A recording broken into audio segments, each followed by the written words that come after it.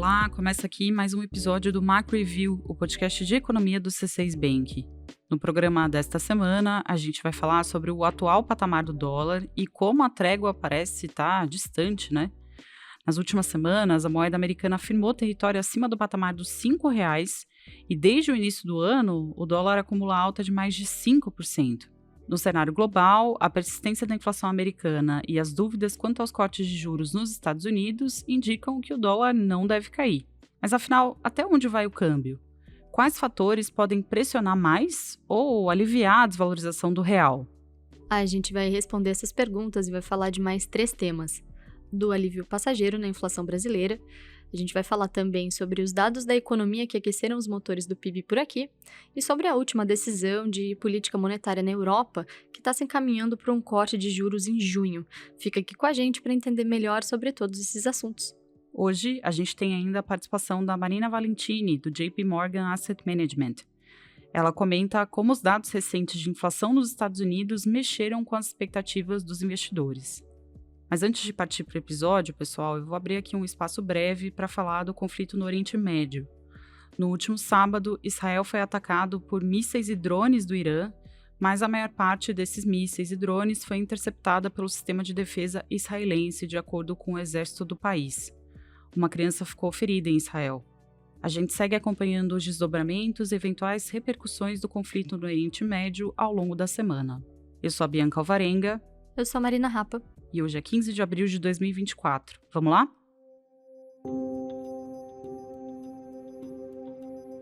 A alta do dólar, ao que tudo indica, veio para ficar. A moeda americana, que tinha dado uma trégua no ano passado, voltou a ganhar força frente ao real. Depois de fechar o ano de 2023 em R$ 4,86, o câmbio bateu R$ 5,12 na última sexta-feira, uma desvalorização de mais de 5% desde o fim do ano passado. E essa mudança na taxa de câmbio não tem afetado só o real, não. Uma análise do índice DXY, que compara o dólar a outras moedas fortes e é referência para a avaliação da força do dólar no mundo, essa análise indica que a valorização da moeda americana é global. Mas a pergunta que fica é, por que isso tem acontecido? Para responder essa questão, a gente vai revisitar aqui alguns dados que foram divulgados nos Estados Unidos recentemente. Isso porque a alta do dólar nas últimas semanas vem justamente da percepção de que a economia americana está mais aquecida do que o esperado.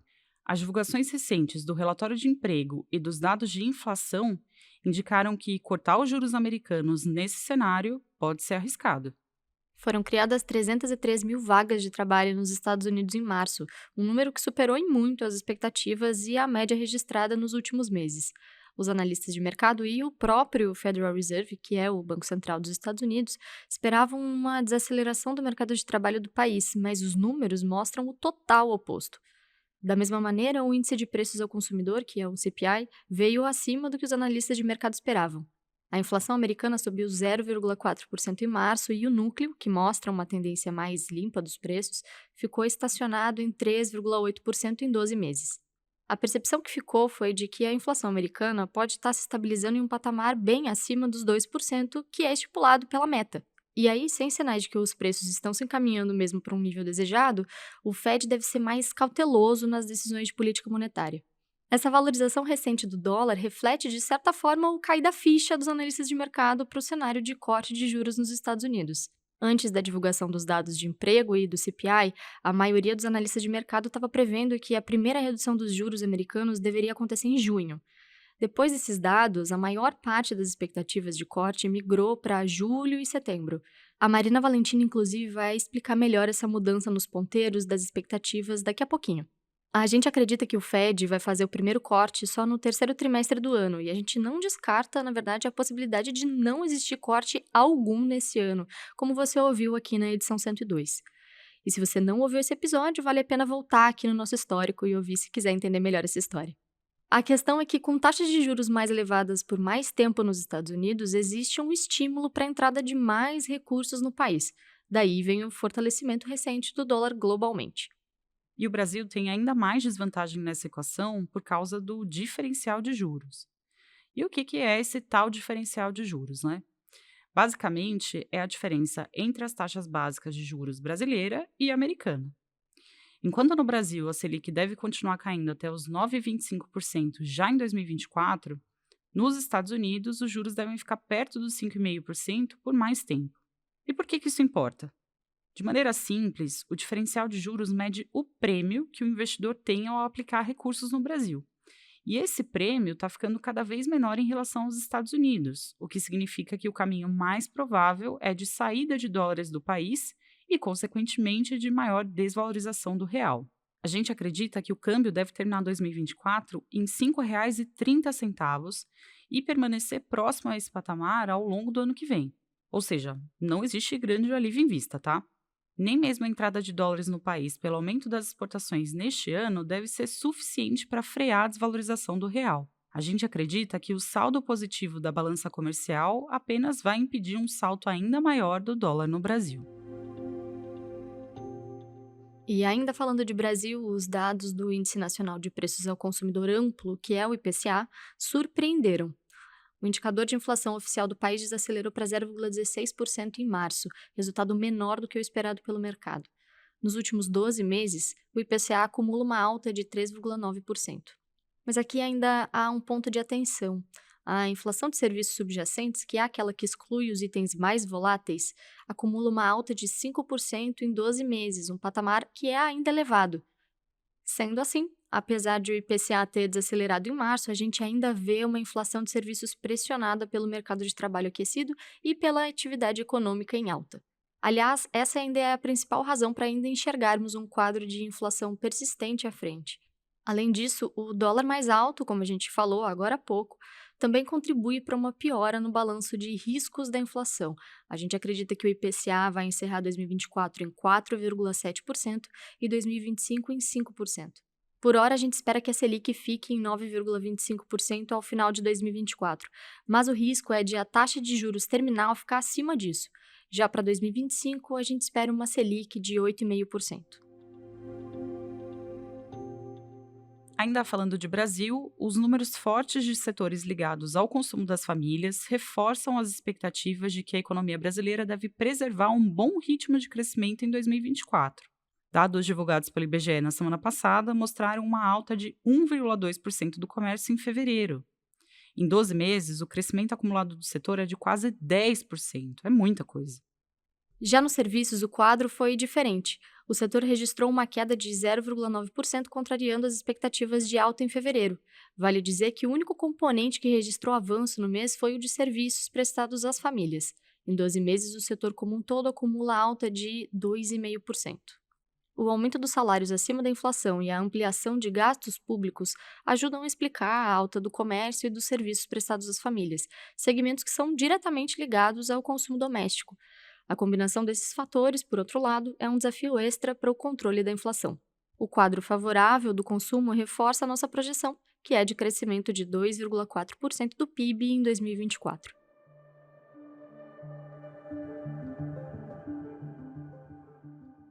A gente fala agora de Europa. Na semana passada, o Banco Central Europeu manteve a taxa de juros em 4%. Foi a quinta decisão consecutiva de pausa nas taxas.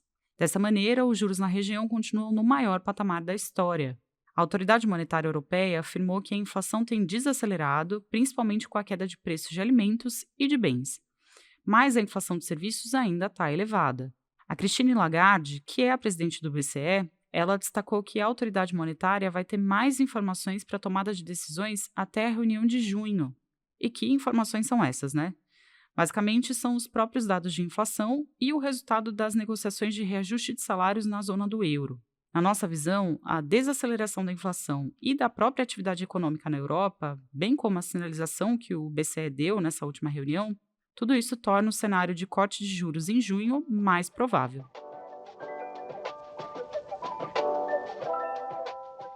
Agora a gente passa para o quadro Mercados Globais. É o espaço em que a Marina Valentini, estrategista do JP Morgan Asset Management, analisa o movimento dos mercados lá fora e a forma como investidores estão recebendo as notícias do campo econômico. No episódio de hoje, a Marina vai explicar melhor essa movimentação nos ponteiros dos investidores. A gente tem visto, de fato, uma mudança nas expectativas para a data do primeiro corte de juros nos Estados Unidos. E, obviamente, como a gente já falou e como a Marina conta agora, Os dados de inflação divulgados na semana passada têm tudo a ver com essa mudança nos ponteiros dos investidores. Ela explica que, por outro lado, existe uma confiança de que, apesar dos obstáculos recentes, a inflação americana vai dar sim a trégua esperada nos próximos meses. Essa é uma visão um pouco diferente da nossa aqui no C6 Bank, mas é ótimo que você, ouvinte, conheça diferentes pontos de vista e possa fazer aí as suas reflexões. Vamos ouvir a análise da Marina. A inflação nos Estados Unidos em março foi um pouco mais alta do que o mercado esperava e veio também depois de outras 2 leituras de inflação fortes em janeiro e fevereiro. Então, parece que o progresso da inflação em direção à meta tem sido um pouco mais lento do que o mercado queria ter visto agora nesse começo do ano. Os preços que estavam associados antes a uma aceleração cíclica da economia não são mais os culpados, né, como os preços de restaurantes ou de tarifas aéreas, essas não têm aumentado tanto no mês contra mês. Então, a inflação parece sim continuar na direção correta, achamos que as tendências não mudaram materialmente, mas o progresso agora está um pouco mais parado sim. Então, isso tem tido um impacto, claro, nas perspectivas do mercado de exatamente quantos os cortes de juros pelo Fed vai começar esse ano. Lembrando que no começo do ano o mercado precificava 160 pontos bases de corte, ou seja, mais ou menos uns 6 cortes de juros em 2024. Isso foi um pouco exagerado e a gente viu todo esse processo durante esse começo de 2024 de um ajuste à realidade, né?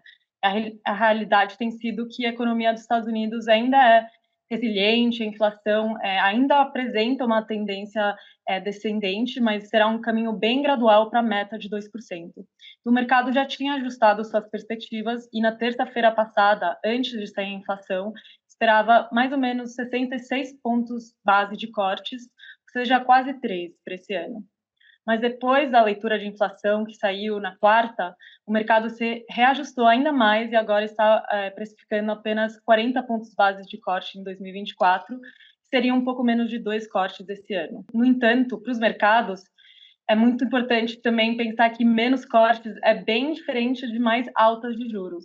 A gente não está mais no mesmo ponto que o ano passado, no terceiro trimestre, quando o mercado se preocupava muito por mais altas.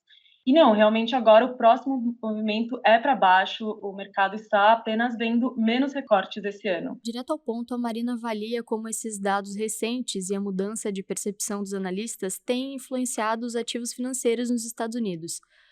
Será que o investidor está mais ressabiado ou a percepção ainda é de oportunidade em vista? Vamos ouvir o que diz a Marina. Bom, o S&P reagiu negativamente no dia que a inflação saiu, caiu 1%, mas o índice de ações americanas se recuperou no dia seguinte.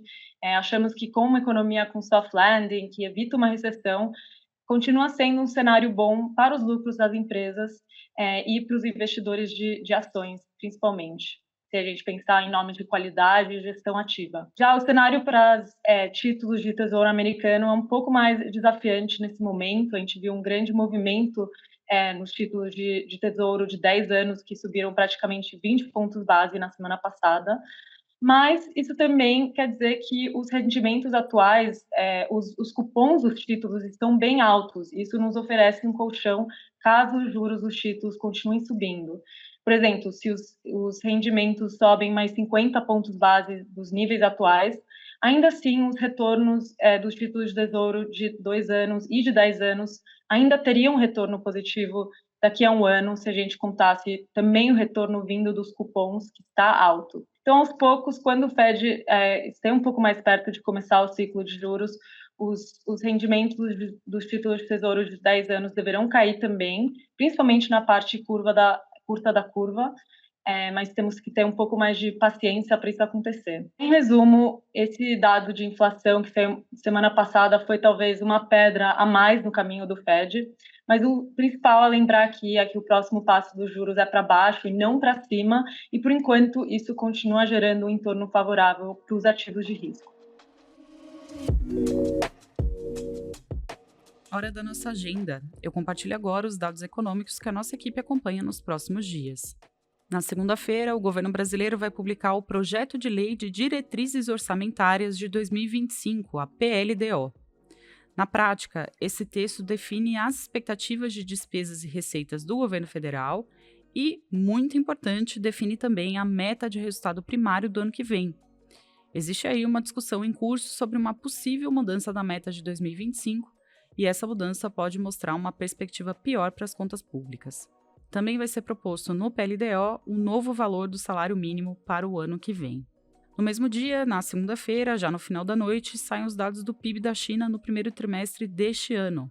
A gente acredita que a economia chinesa deve ter registrado um bom desempenho no início de 2024, um crescimento mais apoiado na indústria.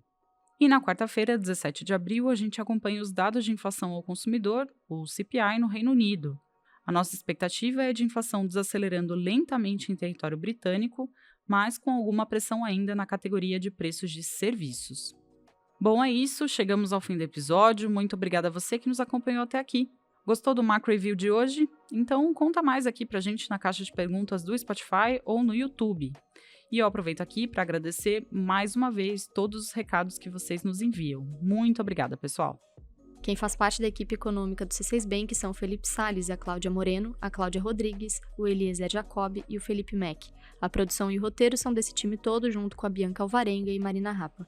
A edição de som é da Thaís Andréa. A divulgação das redes sociais fica com a Ana Vischer. Lembrando que você pode seguir o Macro Review na sua plataforma favorita de podcasts. Assim, quando a gente publicar um novo episódio, você vai ser notificado.